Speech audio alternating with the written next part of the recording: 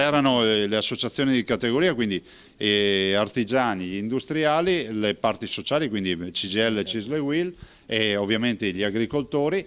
È un documento importante e forte di visione e di quello che vogliamo che sia il Veneto da qui ai prossimi anni. Ovviamente muovendoci all'interno di un contesto che è un contesto di crisi, di disoccupazione e di difficoltà dei mercati. Renzi ha detto i tavoli li fanno i mobilieri e invece i tavoli regionali servono. Ma guardi, se fossi per me io toglierei le sedie nelle sale riunioni perché i tavoli devono durare poco. Ovvio che poi ti devi confrontare, io non sono contro il confronto, ma se il tema è far passare al Paese, far passare al Veneto giornate intere in stanze chiuse per discutere sui massimi sistemi, no, ma non è il caso del Veneto. La squadra veneta di associazioni di categoria, di sindacati e della nostra amministrazione è una squadra operativa, le riunioni durano molto poco. Che il Veneto va meglio rispetto alle altre regioni d'Italia da questo punto di vista? Perché mettete più risorse a disposizione delle imprese, perché avete più coesione sociale?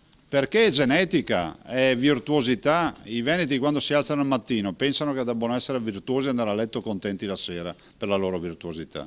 E allora le cose noi le facciamo bene. Noi avevamo il catasto austriaco una volta, che era probatorio, era perfetto. E poi Roma ci ha invaso e abbiamo visto i risultati.